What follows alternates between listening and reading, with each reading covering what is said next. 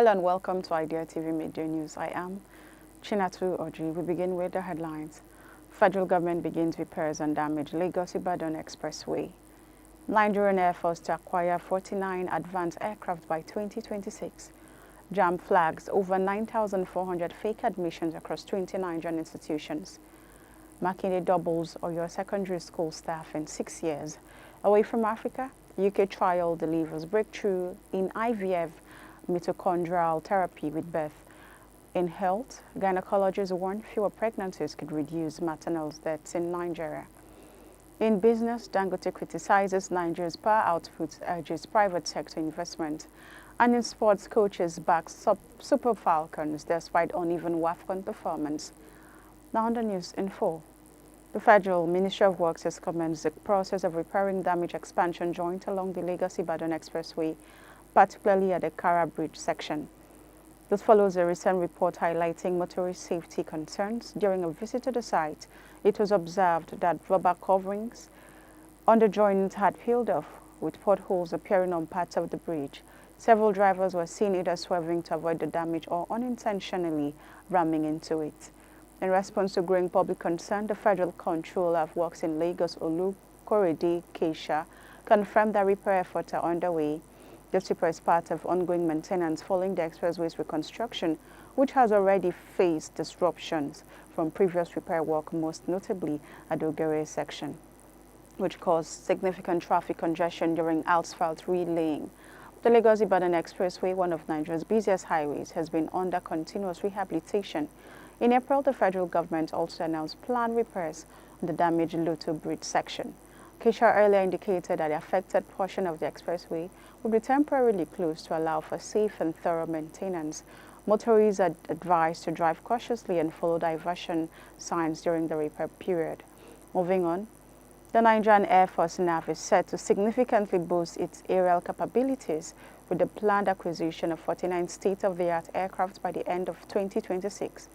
Chief of Air Staff Air Marshal Hassan Abubakar announced the expansion during the opening of the 2025 Aircraft Engineering Conference held at the NAF headquarters in Abuja. The new fleet will include 3 CASA 295 transport aircraft, 10 AW-109 Tracker Type B helicopters, 12 AHZ attack helicopters, and 24 M346 fighter jets, all requiring advanced maintenance systems. The announcement follows the recent delivery of 15 aircraft over the past 2 years, including 6 T-129 attack helicopters, 2 AW-109 Type A helicopters, 3 Beechcraft King airplanes, and 4 Diamond 62 reconnaissance aircraft. Emphasizing the technological demands of the growing fleet, Abubakar called for NAF personnel to adopt modern data-driven maintenance practices and stronger engineering standards to ensure full operational serviceability by late 2025. He highlighted the importance of strategic partnerships, logistics investments, and a proactive maintenance culture amid an evolving security landscape. Meanwhile, the Joint Admissions and Matriculation Board JAM has uncovered no fewer than 9,469 fake admissions across 20 tertiary institutions for the 2024 academic session. These admissions were found to have been conducted outside JAM's Central Admission Processing System, CAPS, the official platform for managing and monitoring admissions in Nigeria. Leading the list is Kano State University of Science and Technology with 2,215 fake admissions, followed by Ladoke Akintola University of Technology with 1,215 and Gombe State University with 1,604.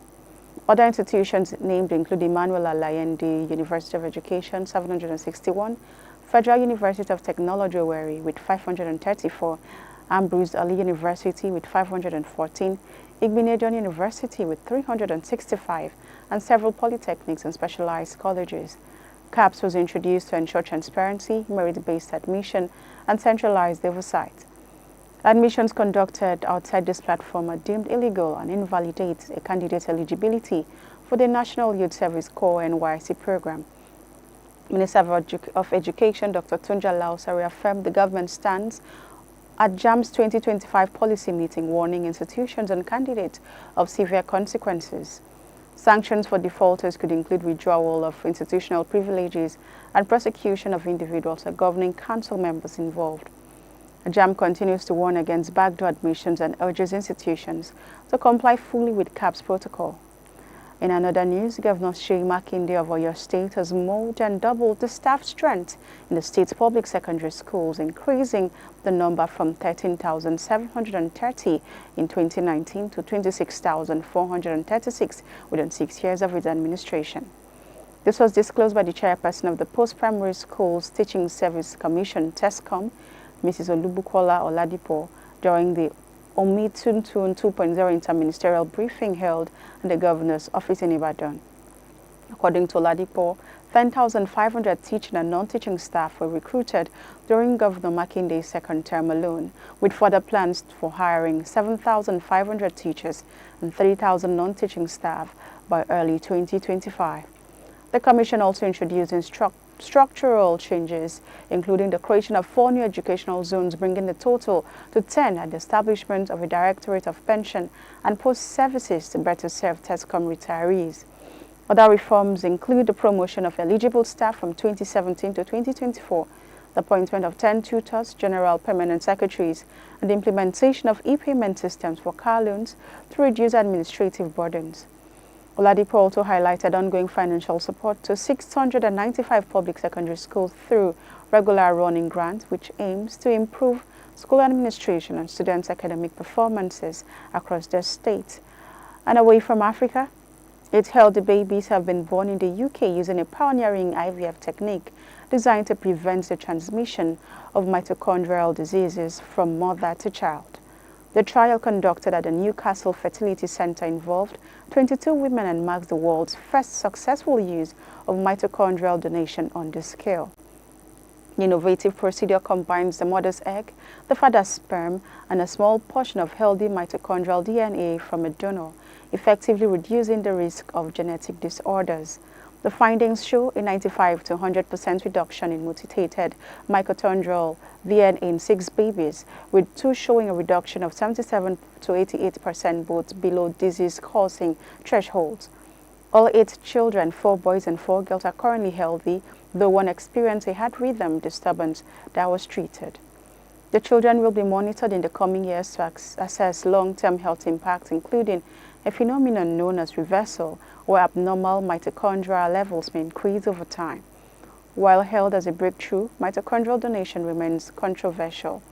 Critics cite ethical concerns over embryo destruction and the potential for designer babies. The UK remains one of the few countries to allow the procedure, following a key ethical review by the Northfield Council on Bioethics. Experts stress its use should remain limited to families at high risk of passing on debilitating diseases, emphasizing its role as a vital reproductive option rather than a tool for enhancing fertility or genetic traits. We now go on a quick break. The news continues on the other side. Welcome back. If you're joining us, this is the Idea TV Media News. Now the rest of the stories. Moving on to health, medical experts are raising concerns about Nigeria's high maternal death rate, attributing a significant portion of these fatalities to women having too many children.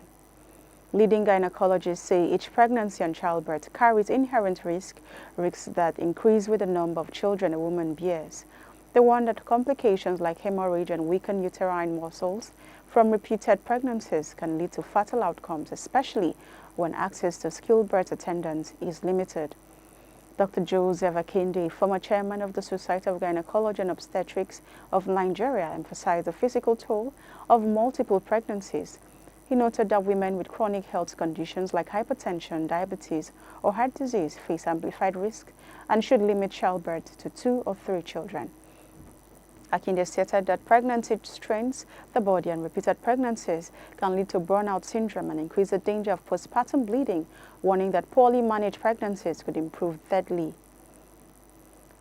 Supporting this view, Dr. Stanley Bogu of Nnamdi Azikiwe Teaching Hospital urged high-risk women to avoid antenatal care at primary health centers, insisting such cases require specialist management in teaching hospitals. With Nigeria's maternal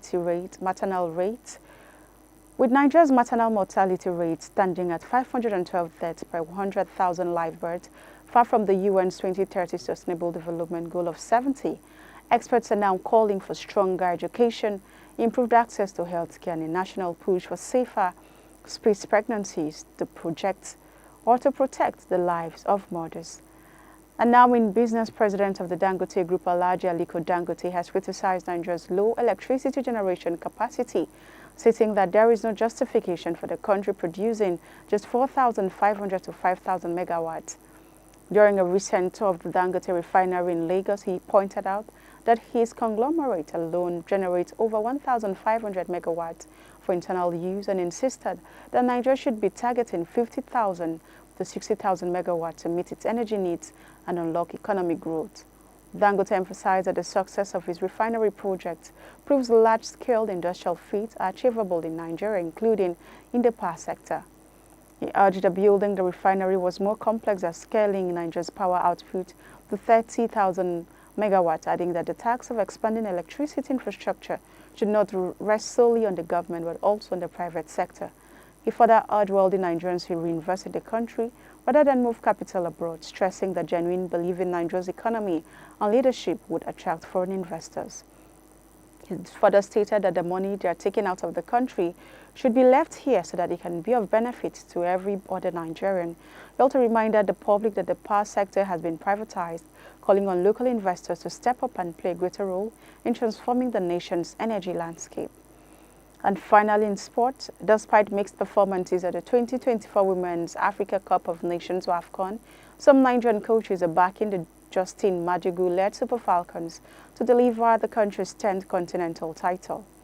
Nigeria booked their place in the quarterfinals with a game to spare, but fans have raised concerns after a dominant 3-0 win over Tunisia was followed by a narrow 1-0 victory against Botswana and a frustrating goalless draw with Algeria. As the Falcons prepare to face Zambia in Friday's quarterfinal, a team that beat them in the 2022 third-place player, former assistant coach Mansour Abdullahi, expressed support for the team's current approach. He further went on saying that if they're getting results, then they should bear in mind that with them heightened this confidence for the Falcons.